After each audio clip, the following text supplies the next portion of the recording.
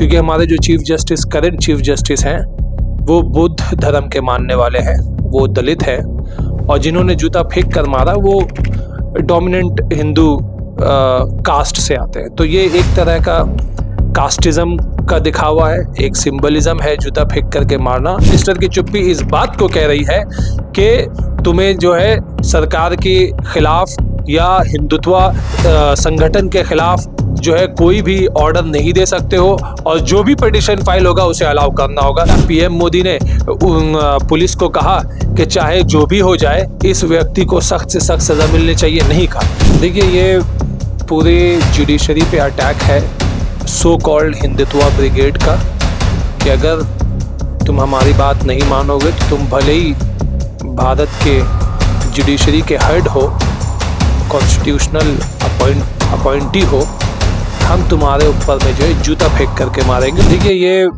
पूरे जुडिशरी पे अटैक है सो कॉल्ड हिंदुत्व ब्रिगेड का, कि अगर तुम हमारी बात नहीं मानोगे तो तुम भले ही भारत के जुडिशरी के हेड हो, कॉन्स्टिट्यूशनल अपॉइंटी हो, हम तुम्हारे ऊपर में जो है जूता फेंक करके मारेंगे। और ये जूता फेंक करके मारना एक सिंबलिज्म है, क्योंकि हमारे जो chief justice, current chief justice हैं, वो बुद्ध धर्म के मानने वाले हैं, वो दलित है, और जिन्होंने जूता फेंक कर मारा वो डोमिनेंट हिंदू कास्ट से आते हैं। तो ये एक तरह का कास्टिज्म का दिखावा है, एक सिंबलिज्म है जूता फेंक करके मारना, इंसल्ट करने की कोशिश, जो कि कम्प्लीटली गैर संवैधानिक है। और मैं हैट्स ऑफ करता हूँ हमारे करंट चीफ जस्टिस गवई को कि उन्होंने इस पूरे इंसिडेंट को अपने आप को कभी अफेक्टेड होने नहीं दिया, बल्कि उन्होंने मैटर, जबकि कोर्ट की हियरिंग चल रही थी जब ये इंसिडेंट हुआ, तो उन्होंने लॉयर्स को बोला कि इस बात को इग्नोर करो और हियरिंग को कंप्लीट किया। क्या ये हमला क्रिमिनल कंटेम्प्ट की श्रेणी में आता है? अदालत द्वारा सख्ती से कार्रवाई ना करना क्या एक मिस्ड अपॉर्चुनिटी नहीं है? देखिए, अदालत द्वारा कार्रवाई करना, चीफ जस्टिस ऑफ इंडिया जो कि एक चीफ जस्टिस हैं और बड़े ही ऊंचे पद पे बैठे हुए और बहुत ही ऊंचे आदमी हैं, बहुत बड़े आदमी हैं, तो उन्होंने तो अपने तरफ से कह दिया कि उन्हें कोई कार्रवाई नहीं करनी। लेकिन जो हमारी संस्था है, जो हमारे इंस्टीट्यूशंस है, उन्होंने क्या किया? लॉ मिनिस्टर एक वर्ड ऑफ कॉन्डेमनेशन नहीं, होम मिनिस्टर एक वर्ड ऑफ कॉन्डेमनेशन नहीं, सारा का सारा हिंदुत्व बीजेपी ब्रिगेड जो आज गवर्नमेंट में है वो सब खामोश है, कोई कंडेम नहीं कर रहा इस मामले को लेकर के। लेकिन जब चीफ जस्टिस के रिक्वेस्ट पे पुलिस में उन्होंने कंप्लेंट नहीं करके उन्हें जाने दे दिया, लेकिन बजाय इसके बहुत सारे इश्यूज बन सकते हैं इसको लेकर के, जो कि मैं उम्मीद करता हूँ, जैसा कि SCBA जो है, बार काउंसिल है, वो उसके लाइसेंस को सस्पेंड करेगा, SCBA कार्रवाई करेगा। लेकिन मेरी ये समझ है कि पुलिस को दूसरे सेक्शंस लगा करके इस व्यक्ति को एक सबक ऐसा सिखाना चाहिए कि आइंदा कोई इस तरह का हरकत ना करे। गांव देहात में तो हमने देखा ही है कि दलितों को मारा जाता है, कोई शादी में अपने घोड़े पे चढ़ गया बारात लेकर जाने तो उसको मार पीट दिया जाता है, कहीं ऐसे पाबंदी लगा दिए जाते हैं कि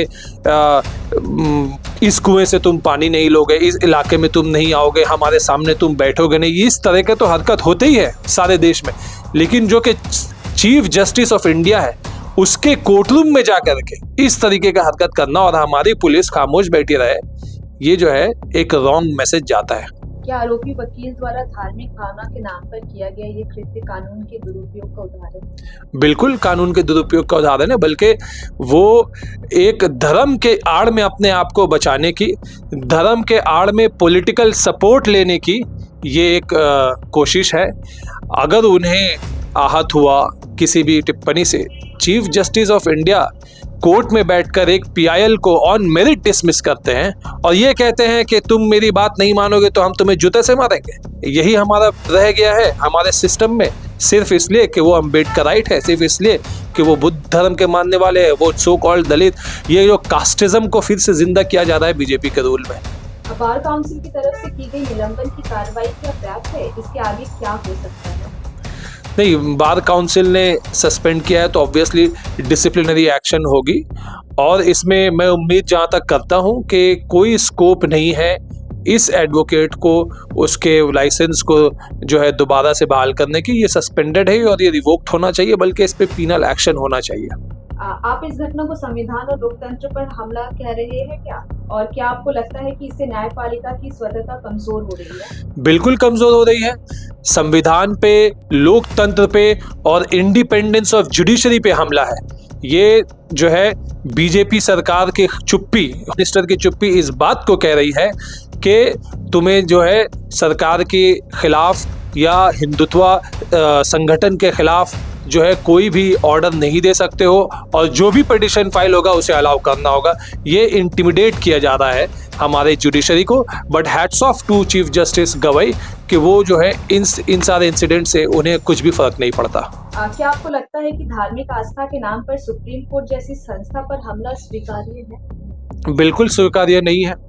ये जो धार्मिक आधार के नाम पे सुप्रीम कोर्ट पे हमला, ये इतना साहस मिला कैसे? इस एडवोकेट किशोर को साहस मिला कैसे?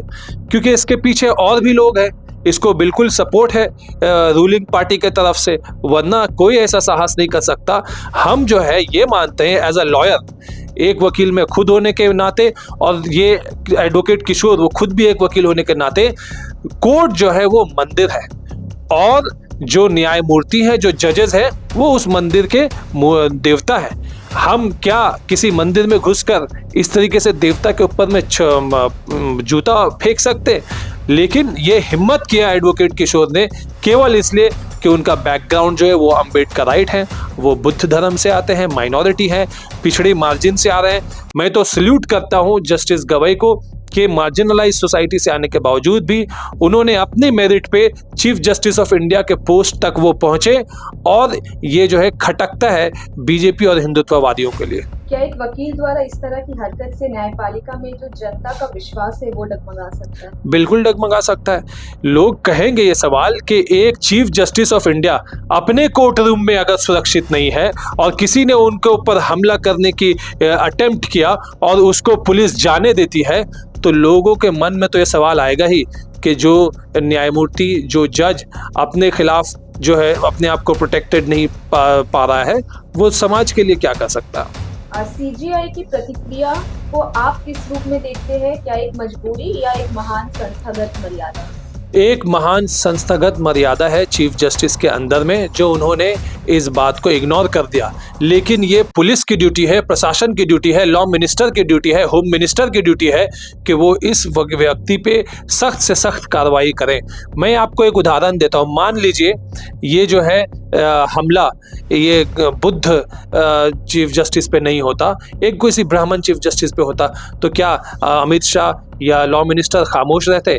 क्या वो जो है इस व्यक्ति को जाने देते? बिल्कुल नहीं। उस वक्त में उनका रवैया दूसरा होता, और आज जो है उनका रवैया दूसरा है, जो बहुत ही दुर्भाग्यपूर्ण बात है। क्या इस घटना को धार्मिक कट्टरता के बढ़ते प्रभाव के रूप में देखा जाना चाहिए? बिल्कुल। आज जो सोशल मीडिया में हम देखते हैं, आज जो टीवी डिबेट्स में हम देखते हैं, खुलेआम बीजेपी के नेता पब्लिक मंच में जो है नफरत फैलाने की बातें करते हैं, मारपीट की बातें करते हैं।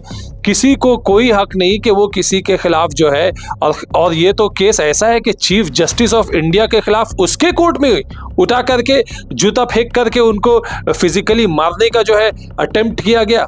ये जो है ये सारे जो जब से मोदी सरकार आई है, ये देश का माहौल बदला हुआ है, देश में नफरत फैला हुआ है, देश में इंटॉलरेंस फैला हुआ है, और उसी का ये नतीजा है कि इतना साहस आ गया इस एडवोकेट किशोर को कि वो चीफ जस्टिस ऑफ इंडिया के कोर्ट रूम में जा करके वो जूता उछाल करके उनको मारने की कोशिश करे। जैसे कि आपने कहा कि बीजेपी की तरफ से कई कंडेम किया गया है, लेकिन पीएम मोदी ने उनसे फोन पे बातचीत की। पीएम मोदी ने फोन में बातचीत की, लेकिन क्या पीएम मोदी ने पुलिस को कहा कि चाहे जो भी हो जाए इस व्यक्ति को सख्त से सख्त सजा मिलनी चाहिए? नहीं कहा। पीएम मोदी के अलावा होम मिनिस्टर, लॉ मिनिस्टर, ये तो लॉ मिनिस्ट्री के सबसे आगे रहना चाहिए, वो नहीं है। होम मिनिस्टर जिसके अंदर में सारा पुलिस प्रशासन है, उनको देखिए हर एक मामले में होम मिनिस्टर और लॉ मिनिस्टर कहने के लिए आ जाते हैं। जब चीफ जस्टिस ऑफ इंडिया पे ऐसा अटेम्प्ट किया गया, वो खामोश बैठे हुए। तो ये जो है इसलिए खामोश है कि वो अपने हिंदुत्व ब्रिगेड में इसकी जो है पहले से बातचीत हो गई। हिंदुत्व ब्रिगेड जो है सोशल मीडिया में तो इसको चीयर कर रहे हैं, वो तो इसको अच्छा बोल रहे हैं कि अच्छा हुआ जूता मारा। आप देख लीजिए सोशल मीडिया खोल करके हिंदुत्व ब्रिगेड ने क्या उद्यम मचा के रखा है। क्या आप बनना चाहते हैं एक प्रोफेशनल ब्यूटी एक्सपर्ट? तो अब आपके लिए है एक गोल्डन अपॉर्चुनिटी जो बदल सकता है आपका करियर और आपकी जिंदगी। Rubina Kazi salon and academy एक ऐसा नाम है जो आपको दे रहा है professional training, beautician, skin, hair, cosmetology के हर कोर्स में। यहाँ सिर्फ 45 दिनों में ही दे सकते हैं आपको चुनिंदा ट्रेनिंग, बेसिक से लेकर इंटरनेशनल लुक्स तक। जी हाँ, 10 एक्सक्लूसिव लुक्स की expert training, Brazilian makeup, water resistant makeup, illuminated look और भी बहुत कुछ सीखने को मिलेगा। और सबसे बड़ी बात, ISO बेस्ड कोर्स जो कि वर्ल्ड वाइड अप्रूव्ड है। यानी कोर्स के बाद आप दुनिया में कहीं भी जा सकते हैं और शानदार जॉब पा सकते हैं। यहाँ आपको अपने सपनों की उड़ान के लिए पैसों की कमी नहीं महसूस होगी, क्योंकि यहाँ है EMI इजी ऑप्शन अवेलेबल। पता नोट कर लीजिए, Rubina Kazi salon and academy, 4th floor, Devi market, Greek Orthodox church के पास, Hazra Kalighat, new sky wall bridge के सामने। तो इंतजार किस बात का, आज ही जुड़िए रुबीना काजी एकेडमी से और बनाइए अपना फ्यूचर और भी ज्यादा ब्राइट। सीट सीमित है, तुरंत संपर्क करें इस नंबर पर। सुपर न्यूज 24 कोलकाता, हर कदम सच के साथ।